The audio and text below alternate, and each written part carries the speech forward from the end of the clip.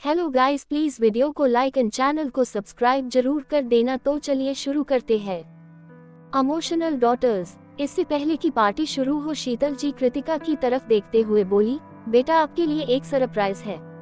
ये कहते हुए शीतल जी किसी को कुछ इंस्ट्रक्शंस देती हैं। कृतिका और बाकी सब बेसब्री से सामने की तरफ देखने लगते हैं। जैसे ही कृतिका की नजर सामने से आते लोगों पर पड़ी तो उसकी आंखें हैरानी और खुशी में बड़ी बड़ी हो गई। अब आगे दीक्षा की तो आंखें ही भर आईं, क्योंकि सामने दीक्षा और कृतिका के मॉम, डैड और दादी माँ खड़े थे। दीक्षा को तो ये सब किसी सपने की तरह लग रहा था। दोनों बहनें भागते हुए अपने मॉम डैड के पास गईं और उनके सीने से लग गईं। यह मोमेंट वाकई में काफी इमोशनल था। खासकर दीक्षा के लिए तो और भी इमोशनल था, क्योंकि वह एक अरसे के बाद आज अपने मॉम डैड को देख रही थी। दोनों अपनी आंखों में आंसू लिए हुए अपने मम्मी पापा के सीने से लगी रहीं। थोड़ी देर बाद कृतिका उनसे अलग हुई, पर दीक्षा अभी भी अपने डैड के सीने से लगे हुए रो रही थी। दीपक जी दीक्षा को खुद से अलग कर उसके आंसू पोंछते हुए बोले, बस मेरे बच्चे, देखो अब मैं आ गया हूँ और तुम्हारे सामने हूँ। उद्धरण चिन्ह। दीक्षा किसी छोटे बच्चे की तरह रोते हुए दोबारा दीपक जी के सीने से लिपट गई और सुबकते हुए बोली, डैडी मैंने आपको बहुत मिस किया। दीपक जी दीक्षा के सिर पर किस करते हुए बोले, मैंने भी तुम्हें बहुत मिस किया मेरे बच्चे। उद्धरण चिन्ह। पर दीक्षा थी कि उसके आंसू थमने का नाम नहीं ले रहे थे। आदित्य उनके पास आया। उसने दीपक जी, कीर्ति जी और शांति दादी माँ के पैर छूकर उनका आशीर्वाद लिया। फिर दीक्षा के सिर पर प्यार से हाथ फेरते हुए बोला, वाइफी शांत हो जाओ, तुम्हारे मॉम डैड और दादी माँ तुम्हारे सामने है और तुम्हारे पास भी। कोट। ये सुनते ही दीक्षा एक झटके में पीछे पलट गई और आदित्य को कसकर पकड़ लिया। आदित्य उसे अपनी बाहों में मजबूती से थामते हुए उसके पीठ को सहलाने लगा। थोड़ी देर तक सुबकने के बाद दीक्षा शांत हो गई। ये महसूस करके आदित्य ने उसके सिर को आहिस्ते से चूम लिया और उसे सामने की तरफ मुंह करके खड़ा कर दिया। दीक्षा अपनी नम आंखों के अपनी मॉम के पास गई और उनके सीने से लिपट गई। कीर्ति जी ने उसे अपनी बाहों में थाम लिया। दीक्षा रोते हुए बोली, मम्मा मैंने आपको बहुत मिस किया। उद्धरण चिन्ह। कीर्ति जी अपनी नम आंखों के साथ दीक्षा की पीठ को सहलाते हुए उसके सिर पर किस करके बोली, मैंने भी तुम्हें बहुत मिस किया प्रिंसेस। उद्धरण चिन्ह। फिर अपनी मॉम से अलग होने के बाद दीक्षा अपनी प्यारी दादी के गले लग जाती है। शांति दादी माँ उसके सिर पर किस कर लेती है। दीक्षा के अलग होने के बाद वंश और कृतिका दीपक जी, कीर्ति और शांति दादी माँ के पैर छूकर उनका आशीर्वाद लेते हैं। उन्हें शीतल जी और आदित्य ने मिलकर पहले ही वंश और कृतिका के बारे में बता दिया था। वे तीनों तो अपनी बेटियों को देखकर बहुत खुश थे। भले ही उन दोनों की शादी उस हिसाब से नहीं हो पाई जैसा वे चाहते थे, पर उन्हें बेस्ट लाइफ पार्टनर्स मिले थे। ये उन्होंने आज देख लिया था। शीतल जी उनका स्वागत करते हुए बोली, मल्होत्रा हाउस में आप सबका स्वागत है। तीनों स्माइल करते हुए शीतल जी की तरफ देखते हैं और उनका शुक्रिया अदा करते हैं। कृतिका और दीक्षा शीतल जी की तरफ देखते हुए बोली, दादी माँ थैंक यू सो मच, आपकी वजह से आज हम अपने मॉम डैड और दादी माँ से मिल पाए। कोट। शीतल जी स्माइल करते हुए दीक्षा और कृतिका के सिर पर अपना हाथ रखते हुए बोली, बेटा आपको थैंक यू कहना है तो अपने अपने पतियों से कहिए, क्योंकि ये आइडिया उन दोनों का ही था। उद्धरण चिन्ह। कृतिका और दीक्षा स्माइल करते हुए अपने अपने हस्बैंड्स को देखने लगती है। शीतल जी ठीक कह रही थी, ये आइडिया वंश और आदित्य का ही था। कुछ दिन पहले वंश अपने कैबिन में बैठा हुआ कुछ सोचने में लगा था। उसी वक्त आदित्य उसके कैबिन में एंटर हुआ और वंश को कुछ सोचता देख उससे पूछ बैठा कि आखिर वह क्या सोच रहा है। वंश आदित्य की तरफ देखते हुए बोला, बॉस अगर आप बुरा न माने तो एक बात कहना चाहूंगा। कोट। आदित्य उसकी तरफ देखते हुए बोला, कहो। कोट। वंश, बॉस कृतिका और मेरी शादी बहुत जल्दबाजी में हुई। कृतिका ने अपनी शादी के लिए बहुत से सपने संजोए थे। वह चाहती थी कि उसकी शादी में उसके सारे अपने शामिल हों, पर अनफॉर्चुनेटली उसकी शादी में उसकी फैमिली ही मौजूद नहीं थी। क्या हम कृतिका के मॉम डैड को यहाँ इनवाइट कर सकते हैं? कोट। वंश ने आदित्य से इसलिए भी पूछा क्योंकि कृतिका और दीक्षा दोनों बहनें थीं और दीक्षा को भी अपने मॉम डैड से मिले बहुत टाइम हो गए थे।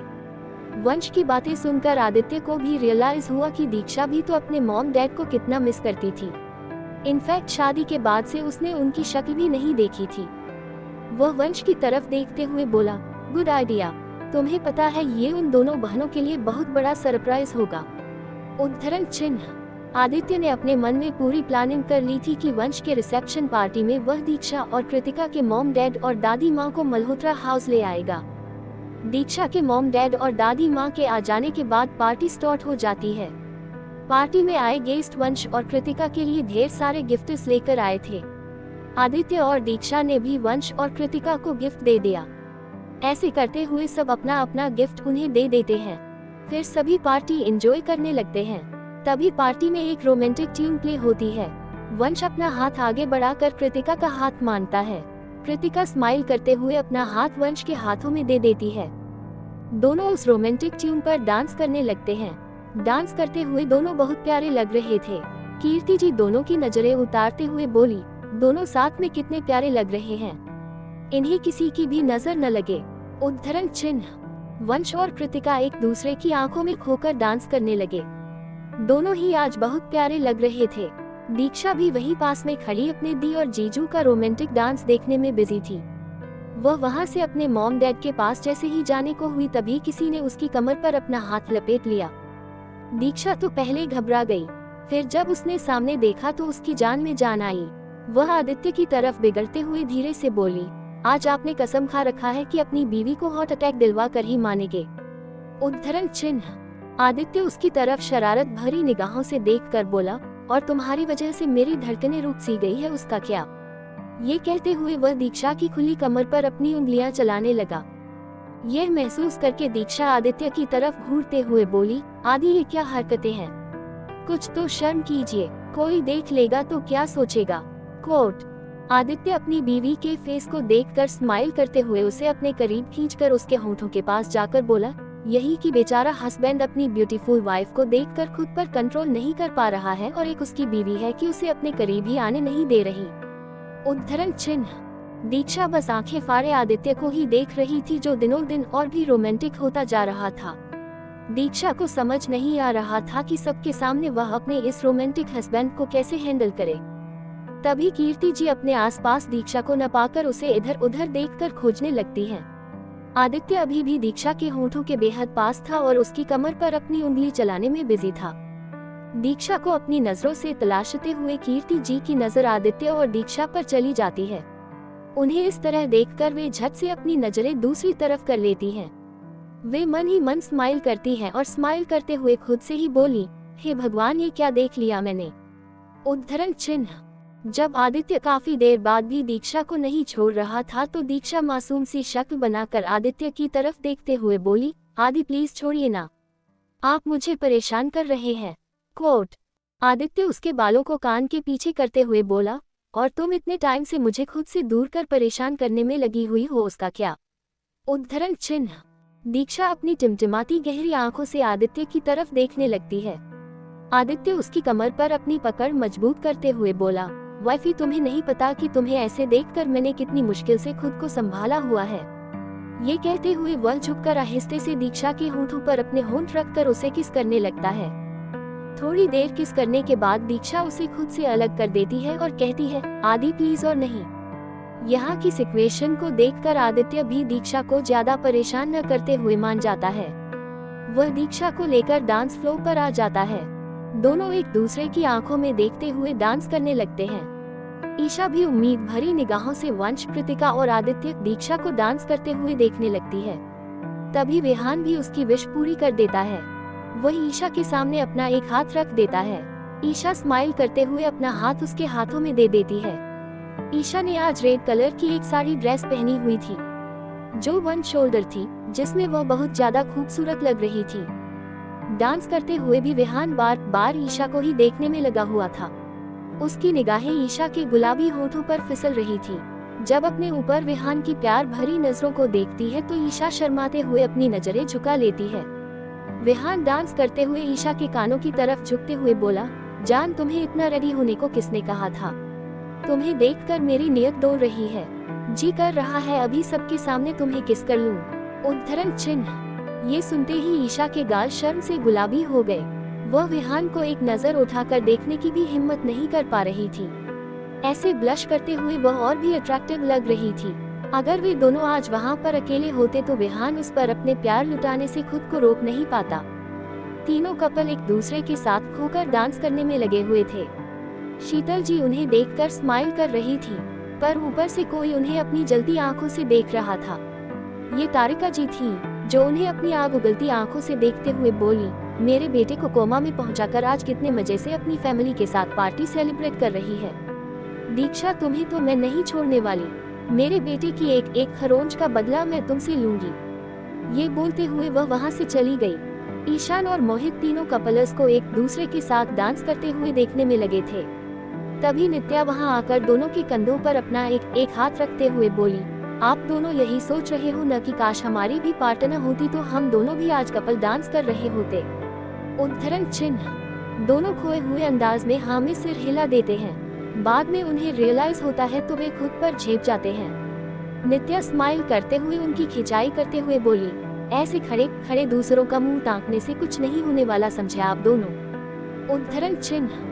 मोहित और ईशान दोनों नित्या की तरफ देखते हुए बोले, तो तुम ही बता दो कि हमें क्या करना चाहिए। उद्धरण चिन्ह। नित्या अपने दोनों भाइयों को समझाते हुए बोली, देखिए भाई, दुनिया में ढूंढने से तो सब कुछ मिल जाता है। आप दोनों को तो सिर्फ मेरे लिए भाभी ही ढूंढना है ना, तो क्यों न हम ये तलाश इस पार्टी से ही शुरू करते हैं। ये कहते हुए नित्या पार्टी में आई खूबसूरत लड़कियों की तरफ देखकर ईशान और मोहित को इशारा करने लगती है। डांस के बाद सभी ड्रिंक एंजॉय करने लगे। वेटर ट्रे में रेड वाइन से भरी ग्लासेस सबको सर्व कर रहा था।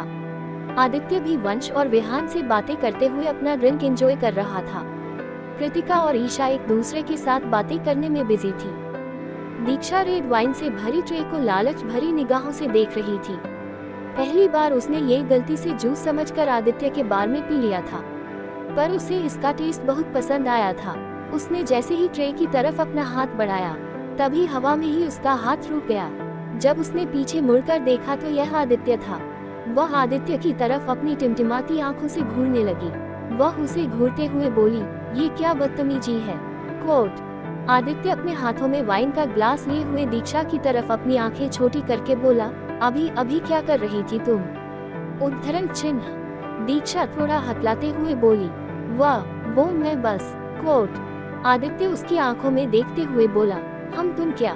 दीक्षा आदित्य की तरफ देखकर चिढ़ते हुए बोली, खुद तो ग्लास पर ग्लास मारे जा रहे हैं और मैं बस एक सिप लेने को क्या हुई, आप तो मुझ पर ही चढ़ गए। ये कहते हुए वह अपना मुंह फुला लेती है।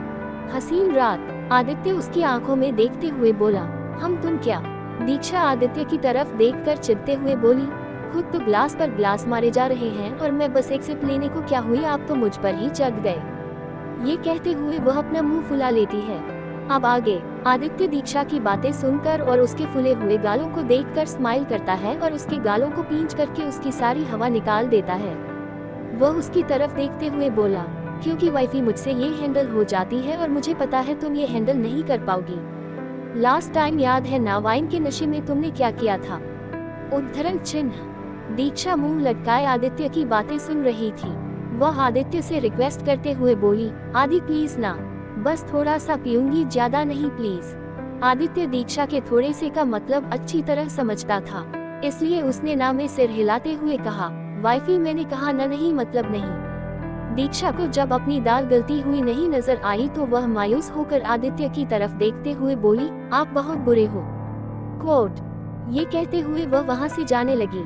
आदित्य उसे रोकते हुए बोला, वाइफी मैंने कहा रुको, पर दीक्षा उसकी एक नहीं सुनती और वहां से निकलकर मेन दरवाजे की तरफ बढ़कर गार्डन वाले एरिया में आ जाती है।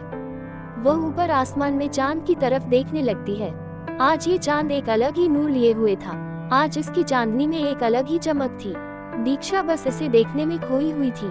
आज वह बहुत खुश थी क्योंकि आज वह अपने मम्मा पापा से बहुत टाइम बाद मिल रही थी। वह चांद को देखते हुए स्माइल कर ही रही थी कि तभी आदित्य वहां आ गया। वह दीक्षा के बगल में बैठ गया। ये देखकर दीक्षा अपना मुंह दूसरी तरफ कर लेती है। आदित्य उसके फेस को अपनी तरफ करते हुए बोला, वाइफी ये क्या हरकतें हैं। उद्धरण चिन्ह। दीक्षा अपना मुंह फिर से दूसरी तरफ करते हुए बोली, अब इस घर में अपनी मर्जी से गुस्सा भी नहीं हो सकते। ये कहते हुए वह मुंह लटका लेती है। आदित्य एक नजर उसकी तरफ देखता है, फिर उसे खींचकर अपनी गोद में बिठा लेता है। दीक्षा उसकी तरफ एक नजर घूर कर देखती है। बाहर मौसम काफी ठंडा था। दीक्षा को ठंड तो लग रही थी, पर वह ढीठ बने हुए थी। आदित्य उसकी हल्की कपकपी को अपनी बॉडी में फील कर सकता था। वह दीक्षा को खुद से चिपकाते हुए बोला, यहाँ का ठंड बहुत है, अंदर चलो। कोट। दीक्षा मुंह फुलाते हुए बोली, मुझे ठंडी लगे या मैं बीमार पड़ूं, इससे आपको क्या। कोट। आदित्य उसकी तरफ अपनी आंखें छोटी करते हुए बोला, दीक्षा जिद नहीं करते, अंदर चलो। कोट। दीक्षा भी आंखें दिखाते हुए बोली, मैं नहीं जाऊंगी। क्या कर लेंगे आप? उद्धरण चिन्ह। आदित्य उसकी तरफ अपनी ठंडी आंखों से देखते हुए बोला, तुम मुझे चैलेंज कर रही हो। ठीक है, अगर तुम अंदर नहीं आती तो मुझे तुम्हें यहीं पर गर्म करना पड़ेगा। उद्धरण चिन्ह। ये कहते हुए वह दीक्षा के होठों की तरफ झुक गया और उसे किस करने लगा। लगभग 15 मिनट बाद वह दीक्षा को रिलीज कर देता है। रिलीज करते हुए वह उसके निचले होठों को काट लेता है, फिर आहिस्ते से उससे अलग हो जाता है। दीक्षा उसे घूर घूर कर देखती है। आदित्य उसके गालों को अपने हाथों में भरते हुए बोला, आई होप अब तुम्हारी बॉडी में गर्मी आ गई होगी। दीक्षा आदित्य को घूरते हुए उसकी गोद से एक झटके में उठ जाती है और जैसे ही वहां से जाने को होती है, आदित्य उसके हाथ को पकड़कर वहीं रोक लेता है। वह दीक्षा की आंखों में देखते हुए उसे अपने करीब लाता है। दीक्षा सवालिया नजरों से आदित्य को देखने लगती है। वह आहिस्ते से अपने दोनों हाथों से उसके कमर को पकड़ लेता है और उसके पेट की तरफ झुककर उसकी नावेल को किस कर लेता है।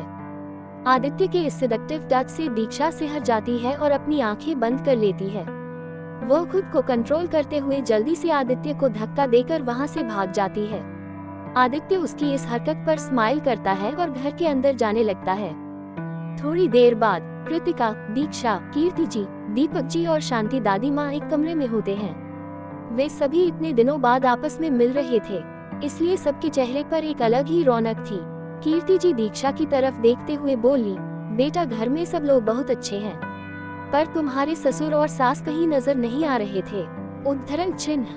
दीक्षा, हाँ मम्मा, वो आदि के डैड अक्सर अकेले अकेले ही रहते हैं और आदि की मॉम मतलब कि उनकी स्टेप मॉम पार्टी में ही मौजूद थी, आपने उन्हें देखा नहीं होगा। कोट।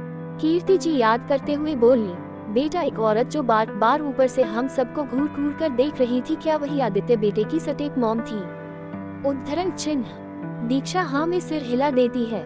दीपक जी कीर्ति जी की तरफ देखते हुए बोले, कीर्ति क्या तुम भी अपनी बेटियों की हाल चाल पूछने के बजाय तुम उनके सास ससुर के बारे में पूछ रही हो? दीपक जी ने यह मजाक करने के लहजे में कहा। कीर्ति जी, दीपक पता नहीं क्यों पर जब मैं आदित्य और उनकी दादी माँ को देखती हूँ तो मुझे ऐसा लगता है कि ये अपने हैं, मतलब इनसे मेरा पहले का रिश्ता है। मुझे भी समझ नहीं आता कि ऐसा क्यों महसूस होता है। उद्धरण चिन्ह। दीपक जी, ऐसा इसलिए क्योंकि वे हमारे अपने ही तो हैं, क्योंकि हमारी बेटी उनके घर की बहू है तो वो हमारे अपने ही तो हुए ना। उद्धरण चिन्ह। कीर्ति जी कुछ सोचने लगती हैं। वह कृतिका की तरफ देखते हुए बोली, बेटा वंश और उनकी फैमिली कैसी है? उद्धरण चिन्ह। कृतिका, मम्मा वंश अपने अपार्टमेंट में अकेले रहते हैं, उनके साथ उनकी केयर टेकर सुमित्रा आंटी होती हैं, पर रात के वक्त वो भी काम खत्म करके घर चली जाती हैं। अभी तक वंश की फैमिली के बारे में जानने का मौका ही नहीं मिल पाया है। अब तक मुझे वंश के बारे में इतना ही पता चला है कि वो बहुत अच्छे हैं और मेरी बहुत फिक्र करते हैं। उद्धरण चिन्ह। कीर्ति जी स्माइल करते हुए बहुत प्यार से कृतिका के सिर पर अपना हाथ फेरती हैं और कहती हैं, हम बहुत लकी हैं कि हमारी दोनों बेटियों को ही बहुत प्यार करने वाले पति मिले। ये सुनकर दीक्षा और कृतिका दोनों स्माइल करते हैं। फिर दीक्षा अपनी कुछ मजेदार किस्से अपनी फैमिली को सुनाने लगती है जो उसने मल्होत्रा हाउस में आने के बाद किया। सभी अपनी प्रिंसेस की हरकतें सुनकर खिलखिलाकर हंस पड़ते हैं। सभी इसी तरह काफी देर तक मस्ती मजाक करते हैं, फिर अपने अपने कमरे की तरफ जाने लगते हैं। कृतिका भी अपने कमरे की तरफ चली जाती है।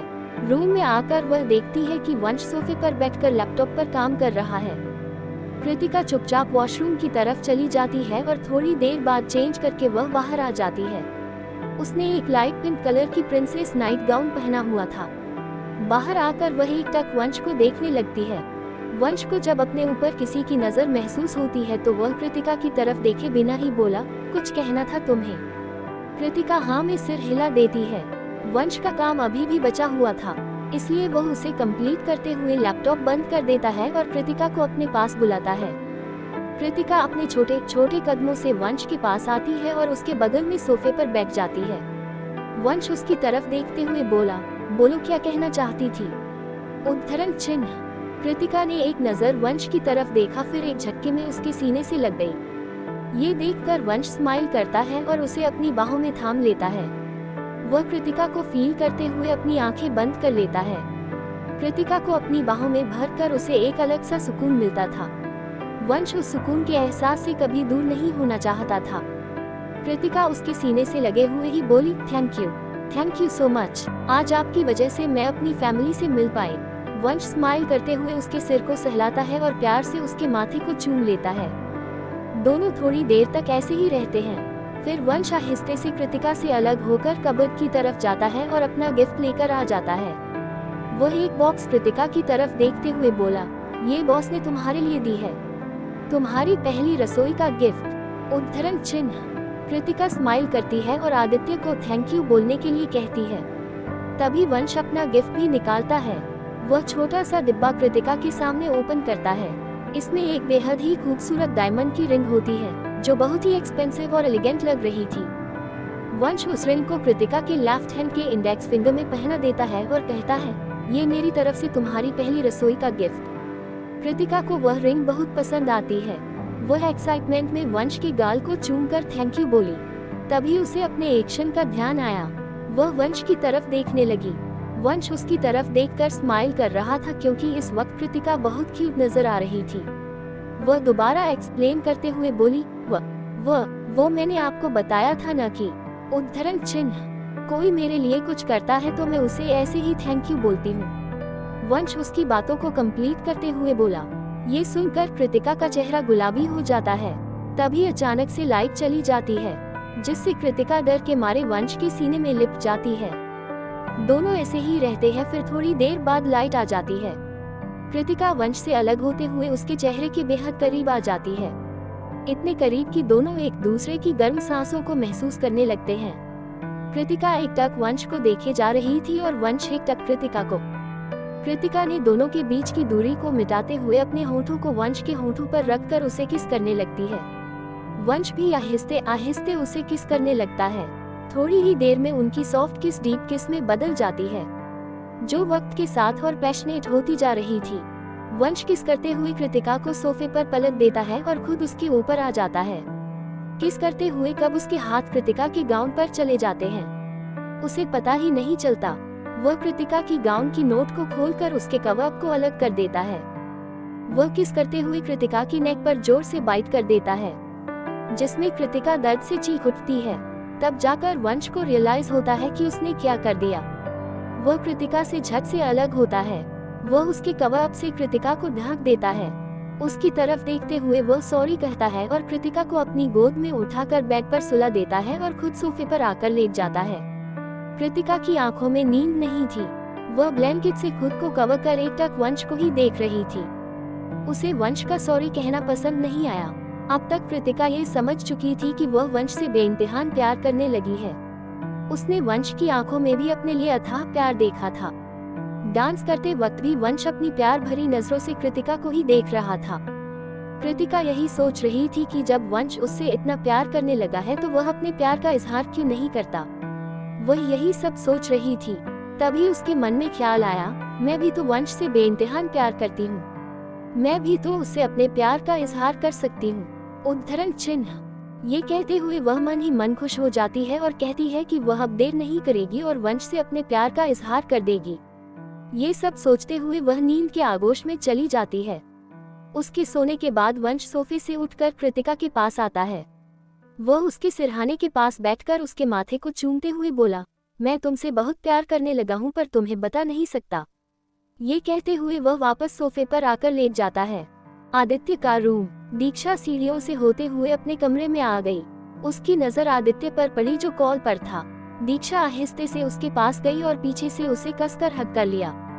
ये फील करते ही आदित्य के फेस पर स्माइल आ गई।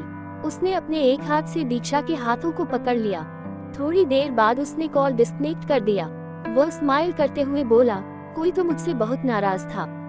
ये सुनकर दीक्षा उसे हक किए हुए ही बोली, वो तो अभी भी आपसे मैं हूँ, पर मैं आपको थैंक यू कहना चाहती हूँ।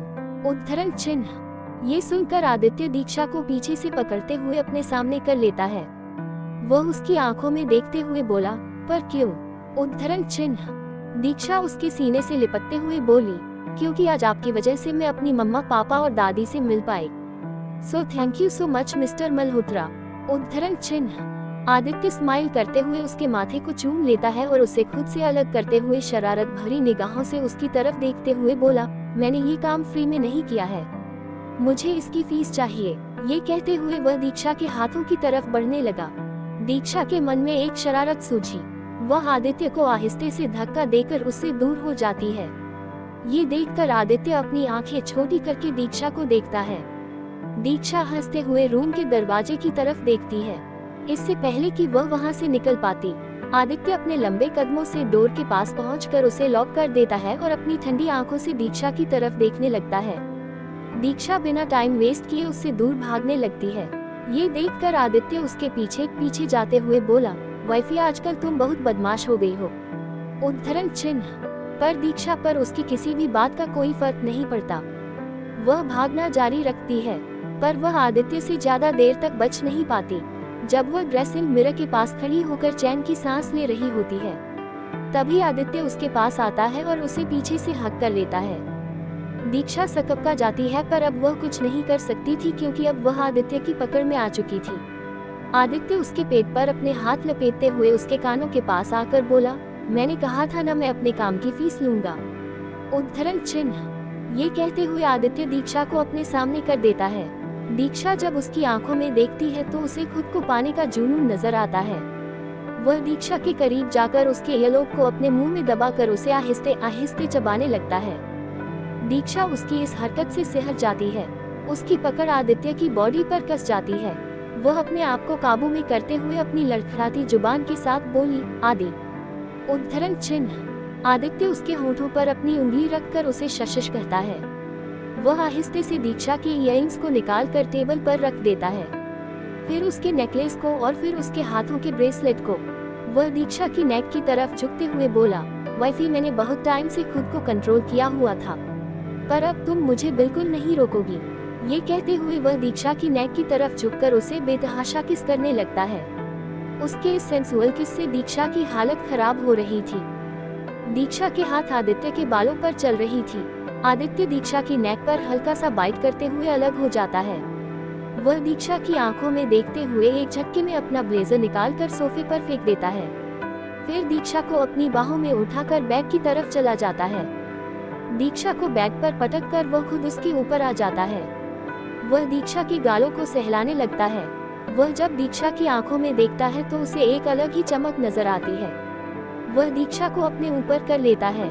दीक्षा आदित्य के गालों को सहलाते हुए उसके माथे को चूम लेती है, जिससे आदित्य की आंखें बंद हो जाती है। दीक्षा बारीक बारी से उसके बंद आंखों को भी चूम लेती है, फिर दोनों गालों को, फिर उसकी नाक को, लास्ट में उसके होठों को भी आहिस्ते से चूम लेती है। वह आदित्य के नीचे आती है और उसकी नेक पर अपने गर्म मुलायम होंठ रखकर उसे किस करने लगती है। दीक्षा के इस तरह छूने से आदित्य कंट्रोल से बाहर हो जाता है। वह एक झटके में दीक्षा को अपने नीचे कर देता है। दीक्षा उसके होठों को किस करते हुए आदित्य की शर्ट को उसकी बॉडी से अलग कर देती है। आदित्य दीक्षा के दोनों हाथों को जो उसकी नेक को सहला रहे थे, उसे अपने हाथों से पकड़कर बेड पर दबा देता है और उसकी नेक को पूरी शिद्दत से चूमने लगता है। कनेक्शन। दीक्षा उसके होठों को किस करते हुए आदित्य की शर्ट को उसकी बॉडी से अलग कर देती है। आदित्य दीक्षा के दोनों हाथों को जो उसकी नेक को सहला रहे थे, उसे अपने हाथों से पकड़कर बेड पर दबा देता है और उसकी नेक को पूरी शिद्दत से चूमने लगता है।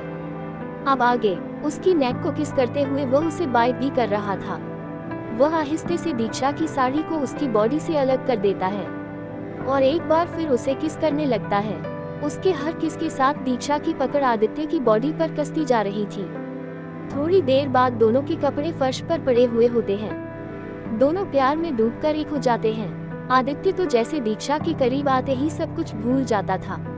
अब दीक्षा उसके लिए एक ऐसी सुकून बन गई थी जिससे वह कभी दूर होना नहीं चाहता था। घंटों तक उस पर अपना प्यार लुटाने के बाद आदित्य उससे अलग होता है और दीक्षा को हक करके उसके बगल में लेट जाता है। दीक्षा थककर चूर हो चुकी थी, इसलिए वह जल्दी ही नींद के आगोश में चली जाती है। आदित्य एक नजर अपनी क्यूट वाइफी को देखता है, जिसका थका हुआ मासूम चेहरा सोते वक्त और भी प्यारा लग रहा था। वह स्माइल करते हुए दीक्षा के सिर को आहिस्ते से चूम लेता है। इससे दीक्षा नींद में ही कसमसाती है और आदित्य के सीने में अपना चेहरा छिपा लेती है। आदित्य स्माइल करते हुए उसे खुद से चिपका लेता है और उसे ब्लैंकेट से अच्छी तरह कवर करते हुए उसके माथे को चूम कर बोला, I love you wifey, I love you so much. उद्धरण चिन्ह। थोड़ी देर बाद वह भी नींद के आगोश में चला गया। अगली सुबह हमेशा की तरह आदित्य के जल्दी उठने से हुई। सुबह आंखें खुलते ही उसकी नजर उसकी बाहों में चिपकर सोती दीक्षा पर गई, जो कि बहुत ही मासूम और प्यारी लग रही थी। उसका फेस बहुत ज्यादा ग्लो कर रहा था, जो कि उसके प्यार की ही देन थी। आदित्य उसके माथे को चूम लेता है और जैसे ही उठने को होता है दीक्षा नींद में उसे कसकर पकड़ लेती है। आदित्य थोड़ी देर वहां रुक जाता है। वह दीक्षा के बालों को सहलाते हुए बोला, हम तो मेरी लिटिल वाइफी मुझे छोड़ना नहीं चाहती। वह थोड़ी देर तक यूं ही दीक्षा को निहारता है। तभी उसकी नजर दीक्षा की नेक पर जाती है, जहां उसने कल रात लव बाइट बनाए थे। वह आहिस्ते से उस पर अपनी उंगली चलाने लगता है। दीक्षा को दर्द होता है, इसलिए वह कसमसाने लगती है। ये देखकर आदित्य उसे छूना बंद कर देता है। दीक्षा आदित्य की तरफ और झुक जाती है, जिससे उसकी नेक से ब्लैंकेट नीचे सरक जाता है और उसकी क्लीवेज शो होने लगती है। आदित्य ने कल वहां पर भी बाइट मार्क बनाया हुआ था। वह एक नजर अपनी ब्यूटीफुल वाइफ को देखता है, फिर उसे अच्छी तरह ब्लैंकेट से कवर कर देता है। वह आहिस्ते आहिस्ते खुद को छुड़ाकर उसे आराम से सुला देता है और खुद वॉशरूम की तरफ चला जाता है। जिम की रूटीन फॉलो करते हुए वह बेडरूम में वापस आता है, तब भी दीक्षा सो ही रही होती है। आदित्य को पता था कि वह अब भी सो रही होगी। आदित्य जैसे ही दीक्षा के पास बैठता है, दीक्षा अपनी आंखें खोलते हुए बेड पर अंगड़ाई लेते हुए बैठ जाती है। तभी वह खुद को देखती है और जोर से चिल्लाने ही वाली होती है कि तभी आदित्य उसके मुंह पर अपना हाथ रख देता है, जिससे दीक्षा झट से खुद को ब्लैंकेट से कवर कर लेती है और अपनी बड़ी बड़ी आंखों से आदित्य की तरफ देखने लगती है। आदित्य उसे डांटते हुए बोला, तुम क्या चाहती हो कि बाहर सबको यही लगे कि हम सुबह सुबह शुरू हो गए। दीक्षा अपनी नजरें झुका लेती है तो आदित्य आहिस्ते से अपना हाथ उसके मुंह से हटा देता है, फिर उसे घूरने लगता है। दीक्षा अपनी मासूम आंखों से आदित्य को देखते हुए उसके करीब जाती है और उसके सीने में छिप जाती है। ये सच था, दीक्षा इतनी मासूम शक्ल बना देती थी कि आदित्य चाहकर भी उस पर गुस्सा नहीं कर पाता था। थोड़ी देर तक वह उसके सीने से ही लगी होती है, फिर आहिस्ते से उससे अलग होकर अपनी टिमटिमाती आंखों से आदित्य की तरफ देखते हुए बोली, नहाने जाना है। उद्धरण चिन्ह। आदित्य उसकी तरफ देखते हुए बोला, तो जाओ जाकर नहा लो। दीक्षा मायूस होकर जैसे ही उठने को हुई तो आदित्य ने स्माइल करते हुए उसे अपनी गोद में उठा लिया। दीक्षा एक नजर घूरकर आदित्य की तरफ देखती है। ये देखकर आदित्य स्माइल करते हुए बोला, वाइफी ऐसे क्या देख रही हो, ऐसा लग रहा है जैसे अभी खा जाओगी। कोट। दीक्षा उसके सीने पर मारते हुए बोली, आप बहुत बुरे हो। आदित्य उसे बाथटब में बिठाते हुए बोला, आई नो। वह आहिस्ते से दीक्षा के ब्लैंकेट को हटाता है, फिर टब में गर्म पानी भरता है।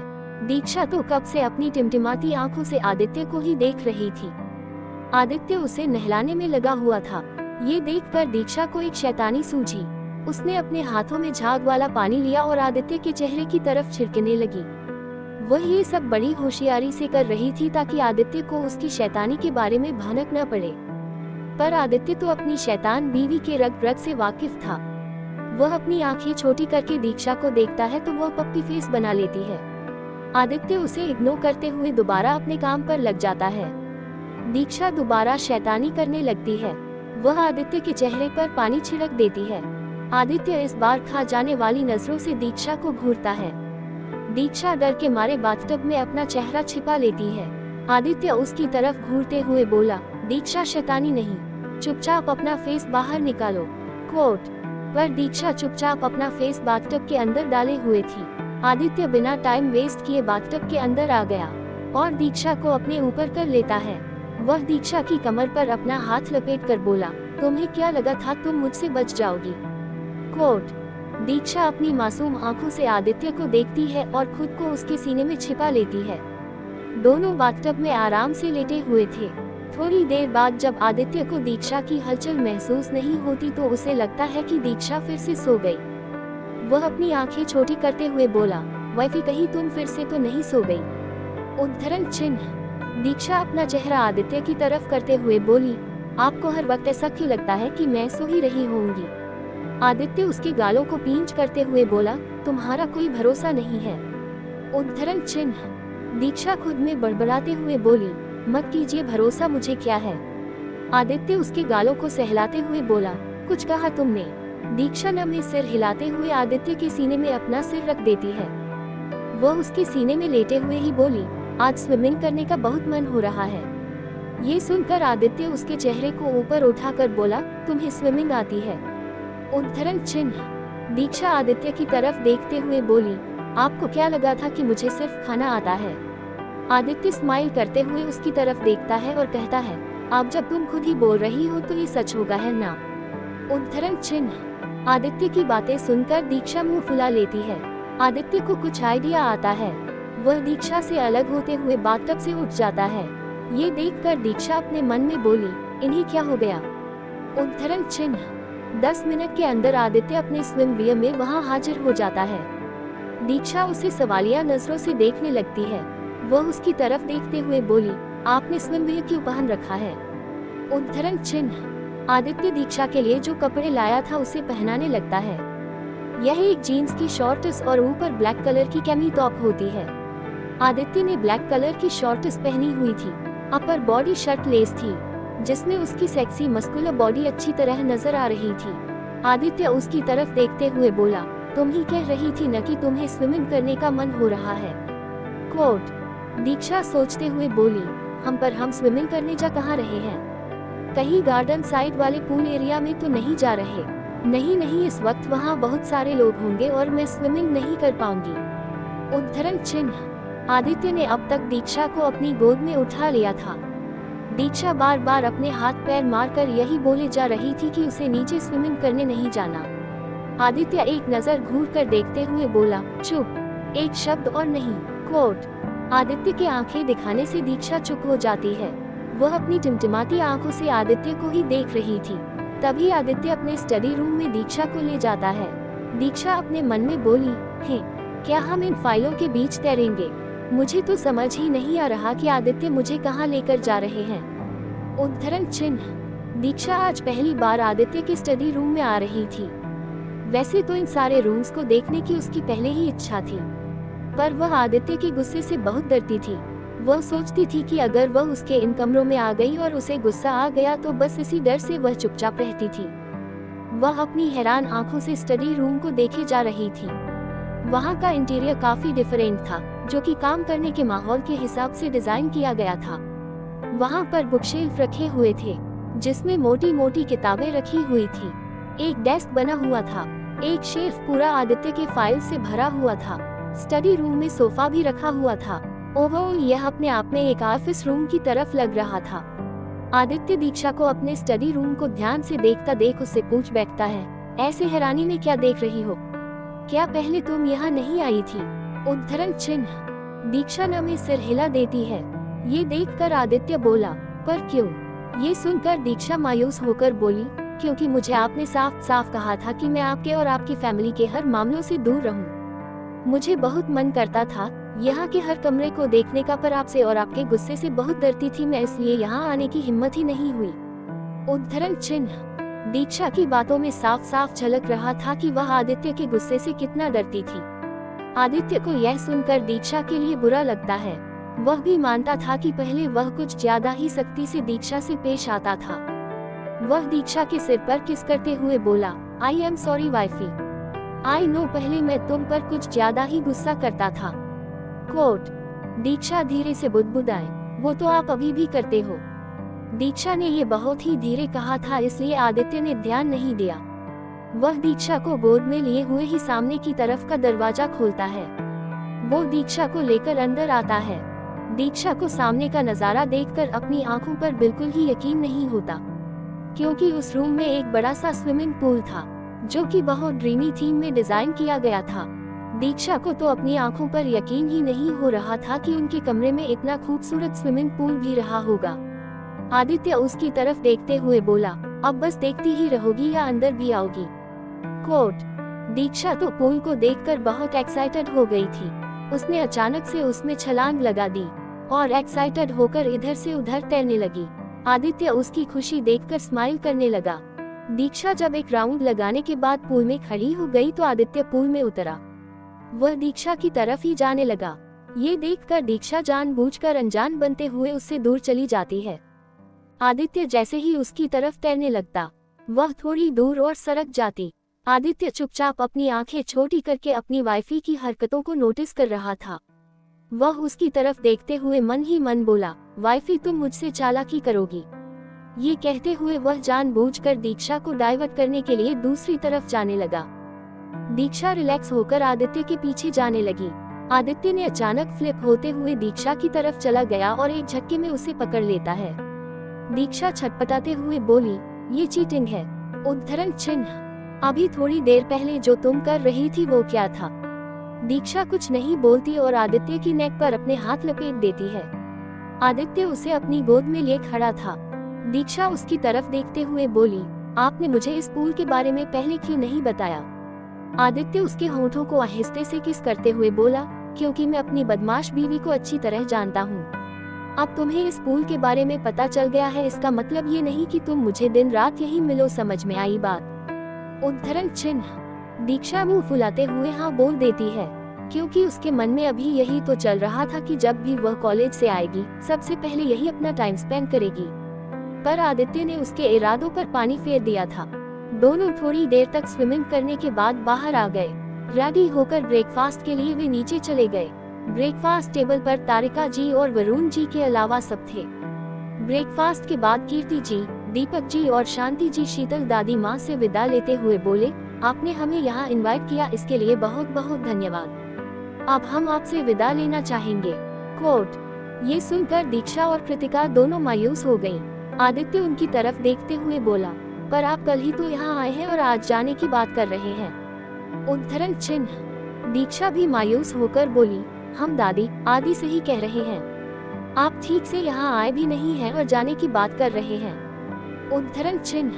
कृतिका, प्लीज आप कुछ दिन और रुक जाइए ना। कोट। कीर्ति जी दीक्षा और कृतिका को समझाते हुए बोली, बेटा अगर जाना जरूरी नहीं होता तो हम जरूर रुक जाते।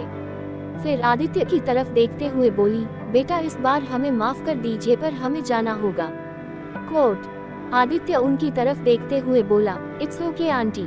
शीतल जी उनकी तरफ देखते हुए बोली, जरूर काम है इसलिए हम आपको नहीं रोकेंगे, पर इसकी भरपाई करने के लिए आपको हम सबसे मिलने आते रहना होगा। कोट। शांति जी स्माइल करते हुए बोली, जरूर बहन जी।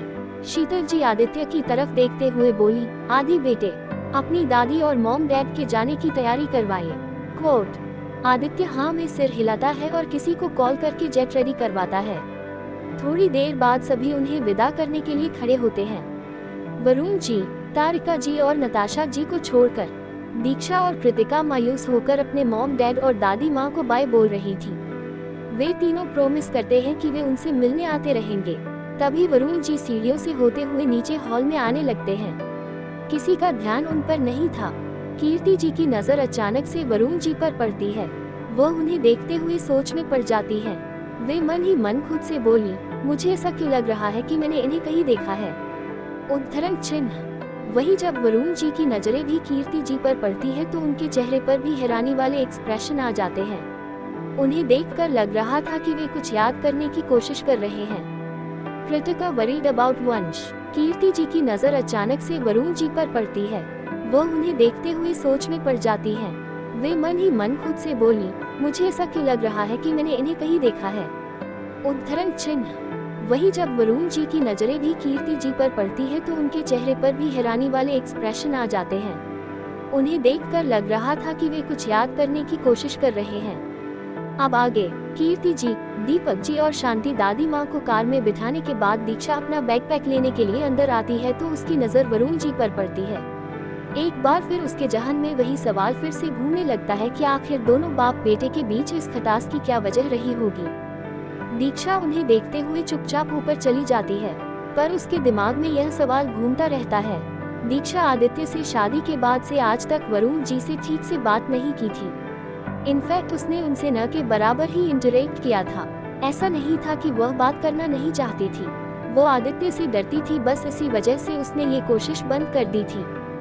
जब उसने उनसे बात करने का ट्राई किया था तो ये बात आदित्य को पता चल गई थी और इसके लिए उसने बहुत सुनाया भी। तो उस वक्त आदित्य ने उसे साफ साफ धमकाया भी था वह इस घर के मामलों से दूर रहे। बस इसी डर से वह अब तक चुप थी, पर आज फिर एक बार इस बारे में जानने की उत्सुकता आ गई। वह अपनी सासू माँ वीना जी को देखना चाहती थी। उसने सोचा था कि उनकी तस्वीर इस घर में कहीं पर तो जरूर लगी होगी, पर आज तक वह घर के जिस भी हिस्से में गई थी उनका एक भी नामो निशान नहीं था। ये बात भी दीक्षा को थोड़ी अजीब लगी। तारिका जी और नताशा जी ने मिलकर वीना जी के बारे में दीक्षा का ब्रेन वॉश भी करना चाहा था, पर दीक्षा समझ गई थी कि ये उनकी बनी बनाई कहानी के सिवाय और कुछ भी नहीं है। दीक्षा को अब तक पता चल चुका था कि तारिका जी और नताशा जी का नेचर कैसा है। इनफैक्ट जब से आर्यन कोमा में गया था तब से तारिका जी की अजीब सी नजर दीक्षा पर रहती थी। इस बात को दीक्षा ने नोटिस किया था, पर आदित्य से इस बारे में कुछ नहीं कहा था। वह कॉलेज जाने के लिए अपने कार के पास आ गई। आदित्य और वंश भी ऑफिस के लिए निकल गए। उनके जाने के बाद कृतिका भी ऑफिस के लिए निकल गई। दीक्षा कार में बैठे हुए ही वीना जी के बारे में सोचने लगी। वह मन ही मन बोली, अब चाहे कुछ भी हो जाए, मैं वीना मम्मा के बारे में जानकर ही रहूंगी, चाहे आदि को ये अच्छा लगे या न लगे। वैसे भी वो सिर्फ उनकी ही नहीं मेरी भी मॉम थी। उद्धरण चिन्ह। वह खिड़की से बाहर की तरफ देखते हुए खुद से बोली, पता नहीं क्यों पर जब वीना मम्मा का जिक्र होता है तो दिल में एक अजीब सा एहसास महसूस होने लगता है। पर ऐसा क्यों है? मैं तो ये तक नहीं जानती कि वो दिखती कैसी थी। फिर ऐसा क्यों लगता है कि उनसे मेरा दिल का रिश्ता था। दीक्षा यही सब सोचने में बिजी थी कि तभी ड्राइवर उसे आवाज देता है, मैडम हम कॉलेज पहुंच गए। तब जाकर दीक्षा अपने ख्यालों से बाहर आकर कार से उतरती है। वह कॉलेज के अंदर जाने लगती है। इतने में ही वह किसी से टकरा जाती है। यह मयंक था जो ब्लैक स्टैलियन का मेंबर था। ये टक्कर ज्यादा जोर से नहीं थी। दीक्षा ने ज्यादा ध्यान नहीं दिया और सॉरी कहते हुए वहां से निकल गई। पर मयंक उसकी नजर तो दीक्षा पर ठहर सी गई। वह उसे जाते हुए देख रहा था। तभी उसे फील हुआ कि कोई उसे जलती आंखों से देख रहा है। जब वह पीछे पलटा तो ये दिया थी। उसे एक नजर घूरकर वह वहां से जाने लगी तो मयंक भी उसके पीछे पीछे चला गया। आज कॉलेज में पूरे लेक्चर में वह आदित्य, वरुण जी और वीना जी के बारे में सोचती रही। वह वीना जी के ख्यालों को अपने मन से निकाल ही नहीं पा रही थी। यही सोचते सोचते सुबह से लेकर शाम हो गई। कॉलेज ऑफ होने के बाद सब वहां से जाने लगे। दीक्षा को चुपचाप बैठा देख रोशनी उसके कंधे पर अपना हाथ रखकर बोली, तुझे घर नहीं जाना या आज यही रुकने का इरादा है? दीक्षा रोशनी की तरफ देखते हुए बोली, तू चल मैं आती हूँ। उद्धरण चिन्ह। रोशनी ने हाँ में सिर हिलाया और वहां से जाने लगी। पर दीक्षा एक बार फिर अपने ख्यालों में खो गई। कब वही बैठे बैठे उसे 6 बज गए पता ही नहीं चला। वह इतनी गहरी सोच में डूबी हुई थी कि उसे ये तक पता नहीं चला कि आदित्य उसे 2 बार कॉल कर चुका है।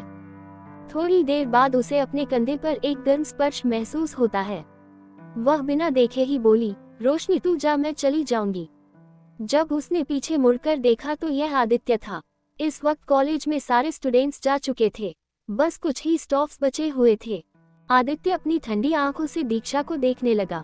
दीक्षा उसकी तरफ देखते हुए बोली, आप कब आए? आदित्य उसकी तरफ देखते हुए बोला, वो सब छोड़ो और ये बताओ कि तुमने मेरा कॉल रिसीव क्यों नहीं किया? उद्धरण चिन्ह। अब जाकर दीक्षा को अपने फोन का ध्यान आया। उसने देखा तो पाया कि आदित्य ने 2 बार उसे कॉल किया था। वह उसकी तरफ देखते हुए बोली, वो फोन साइलेंट पर था इसलिए पता नहीं चला। कोट। इससे पहले कि आदित्य कोई और सवाल करता दीक्षा अपना बैकपैक पकड़ते हुए आदित्य का हाथ पकड़कर उसे क्लासरूम से बाहर ले जाते हुए बोली, बहुत देर हो रही है, चलिए घर चलते हैं। दोनों क्लासरूम के बाहर आ जाते हैं। तभी आदित्य को एक फोन कॉल आ जाता है।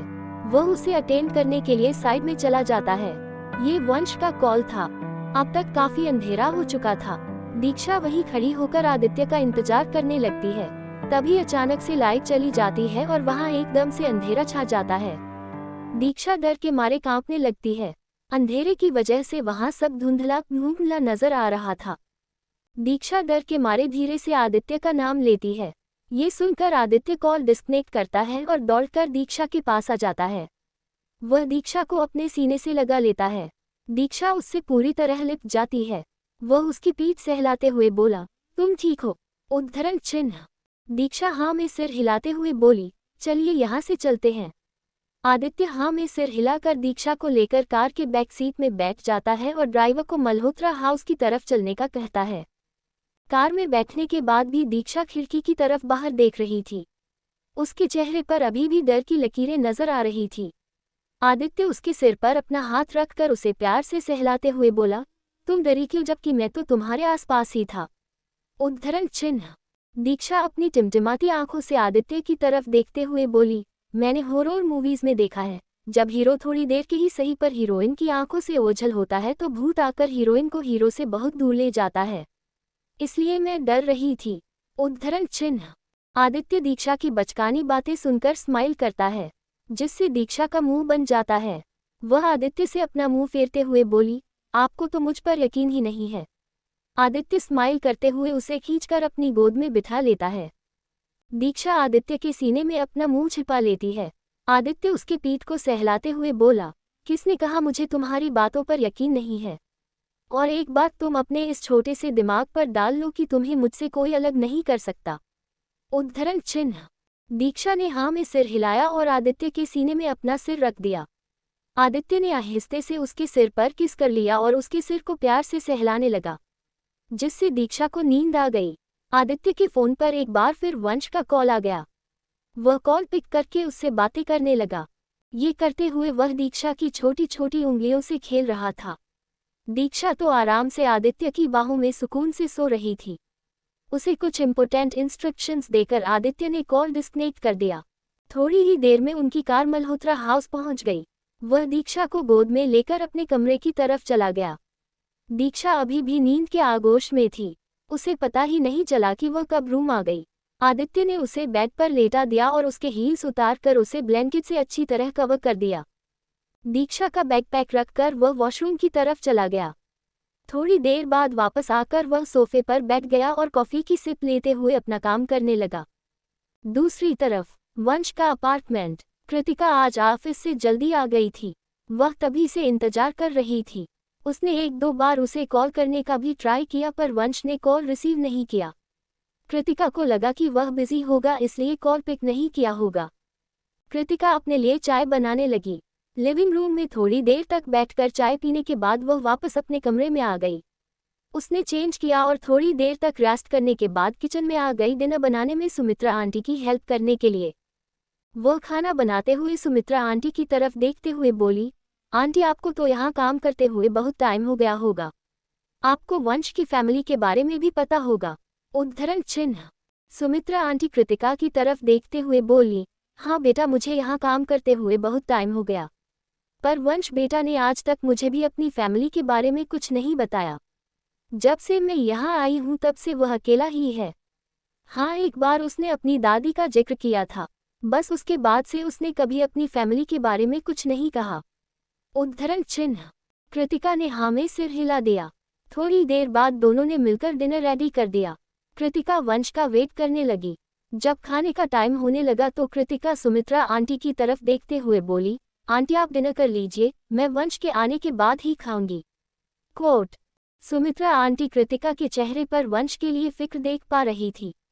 वह उसके सिर पर प्यार से हाथ फेरते हुए बोली, बेटा तुम चिंता मत करो, वंश किसी जरूरी मीटिंग में होगा इसलिए उसने कॉल नहीं उठाया होगा, तुम टेंशन मत लो वो आ जाएगा। कोट। कृतिका ने हाँ में सिर हिलाया। एक बार फिर उसने वंश को कॉल ट्राई किया पर अभी भी उसने रिसीव नहीं किया। अब कृतिका के मन में बुरे बुरे ख्याल आने शुरू हो गए। उसे डर लगने लगा था कि वंश ठीक तो है, उसे कुछ हुआ तो नहीं। जब डिनर का टाइम ओवर होने लगा तो सुमित्रा आंटी कृतिका के पास जाकर बोली, बेटा तुम डिनर कर लो, वंश आ जाएगा। कोट। कृतिका फिक्र भरी टोन में बोली, आंटी मैं पिछले 5-6 घंटों से वंश को कॉल करने का ट्राई कर रही हूँ, पर उन्होंने एक भी बार कॉल रिसीव नहीं किया और न ही कॉल बैक किया। मुझे उनकी बहुत चिंता हो रही है। उद्धरण चिन्ह। सुमित्रा आंटी उसे कंसोल करते हुए बोली, बेटा मैं तुम्हारी चिंता समझ सकती हूँ, पर हम इंतजार के अलावा और कुछ नहीं कर सकते। एक काम करती हूँ, मैं आज यहीं रुक जाती हूँ। उद्धरण चिन्ह। कृतिका सुमित्रा आंटी की तरफ देखते हुए बोली, डोंट वॉरी आंटी, मैं मैनेज कर लूंगी। सुमित्रा आंटी कृतिका की बात मानकर उसे ज्यादा टेंशन न लेने का कहकर वहां से निकल जाती है। उनके जाने के बाद कृतिका कमरे में ही इधर उधर टहलने लगती है। जैसे जैसे वक्त बीत रहा था, कृतिका की चिंता बढ़ती ही जा रही थी। जब उसे बारिश का शोर महसूस हुआ तो वह खिड़की से झांक कर देखने लगी तो मौसम खराब होने लगा था।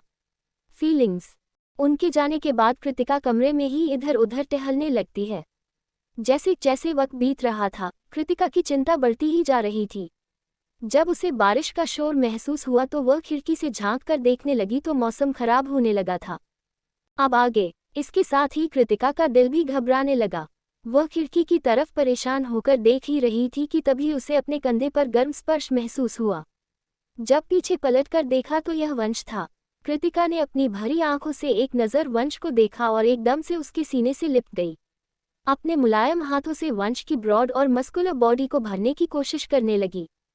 वंश घर आने से पहले ही समझ गया था कि उसे देखकर कृतिका की हालत ऐसी ही होने वाली है। इसमें कृतिका की कोई गलती नहीं थी। अगर वह कॉल करके पहले ही बता देता तो वो इतनी टेंशन नहीं लेती।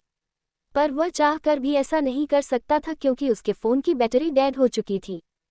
वंश ने कृतिका को अपनी बाहों में यूं ही समेटा हुआ था कि तभी उसे अपनी चेस्ट पर कुछ गीला गीला सा फील हुआ।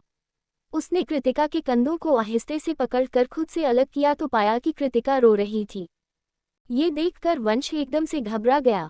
वह कृतिका के चेहरे को अपने दोनों हाथों में भरकर उसके आंसू पोंछते हुए प्यार से बोला, हे, तुम रो क्यों रही हो? उद्धरण चिन्ह।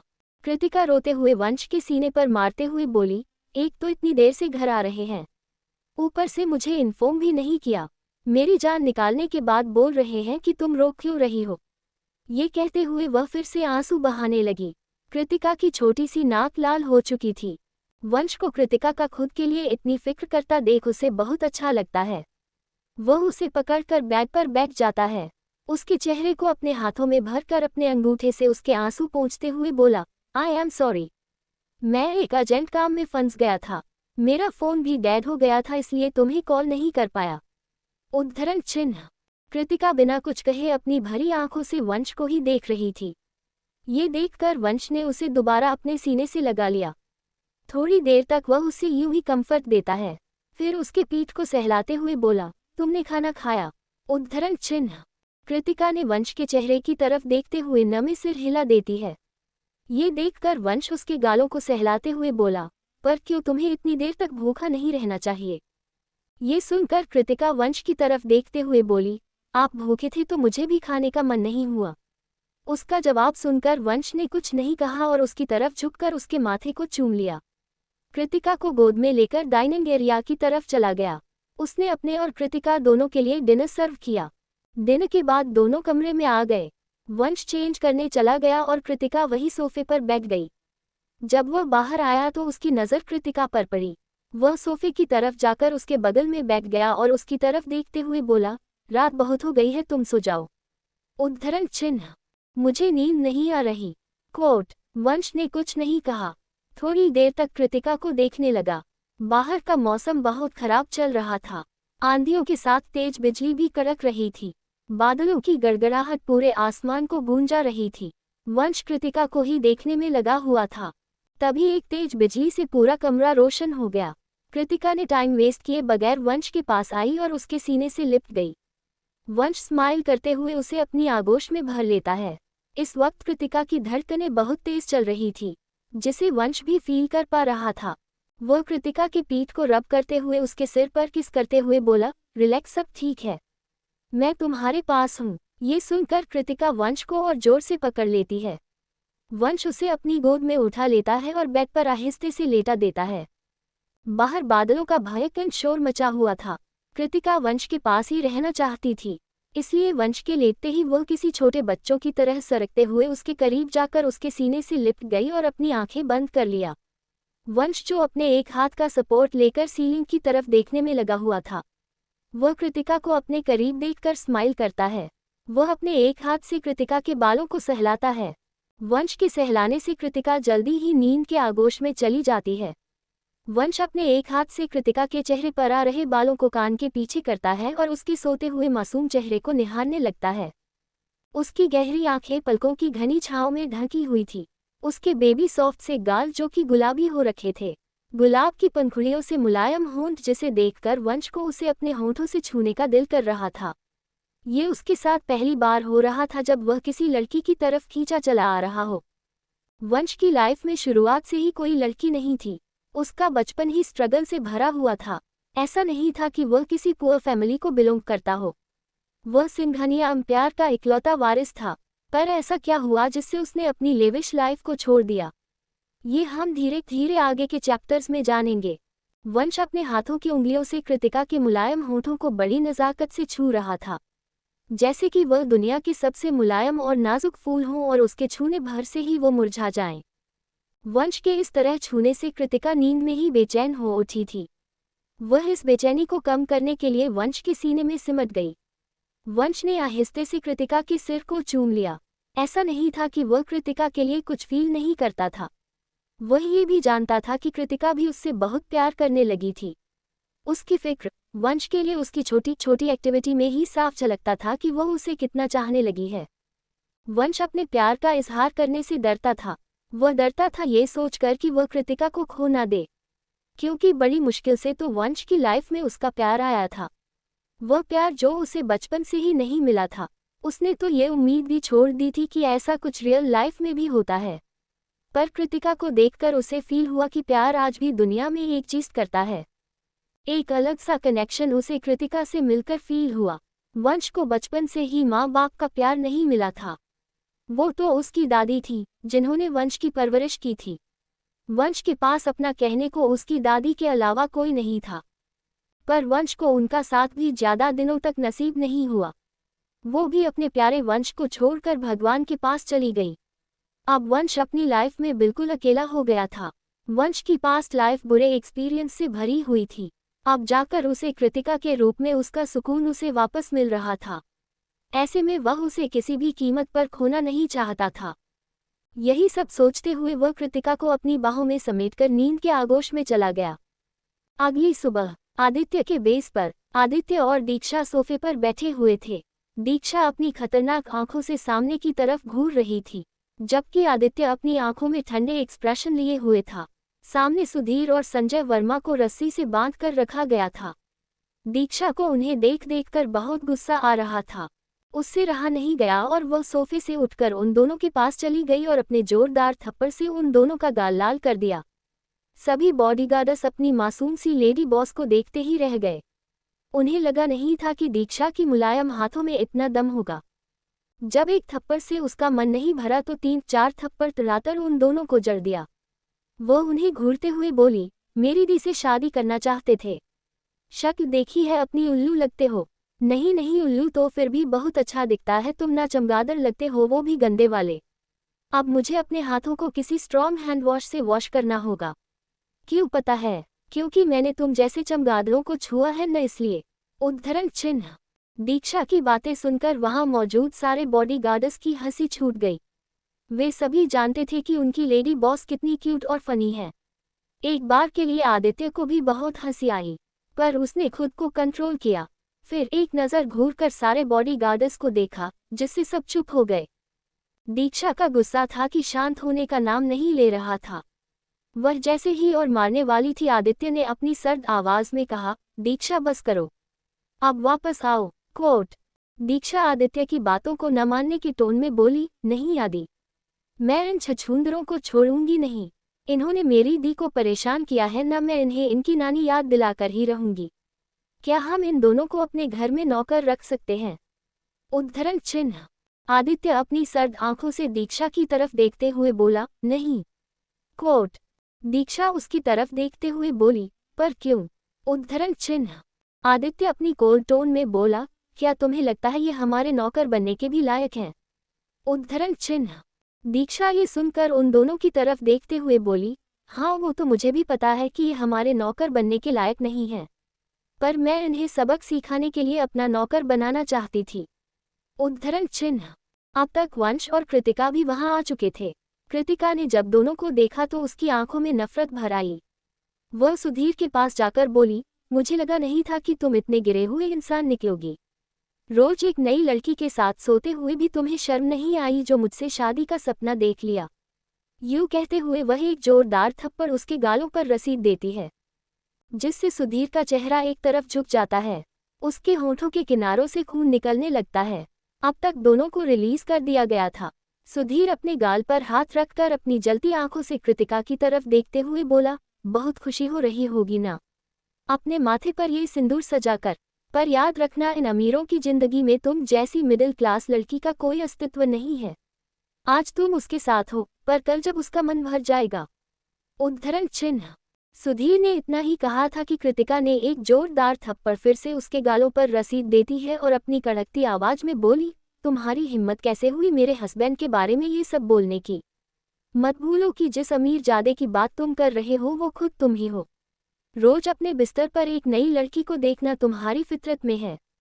वंश भी अब कृतिका के एकदम पीछे आकर खड़ा हो गया था। वह आगे आया और कृतिका को अपने पीछे करते हुए सुधीर के गालों पर एक जोरदार पंच मार दिया। ये पंच इतनी जोर से लगी थी कि वह खुद को संभाल नहीं पाया और फर्श पर गिर गया। वंश अपनी कड़कती आवाज में बोला, mind your language, she is my wife. मैंने तुम दोनों को एक मौका दिया था, पर अफसोस तुम दोनों ने उसे भी वेस्ट कर दिया। अब मैं इतना बेवकूफ नहीं हूं जो तुम्हें तीसरा मौका दूं। उद्धरण चिन्ह। फिर एक नज़र वंश ने आदित्य की तरफ देखा। आदित्य ने उसे कुछ इशारा किया। यह इशारा पाते ही वंश ने किसी को कॉल किया और कहा, वर्मा इंडस्ट्रीज को बर्बाद कर दो।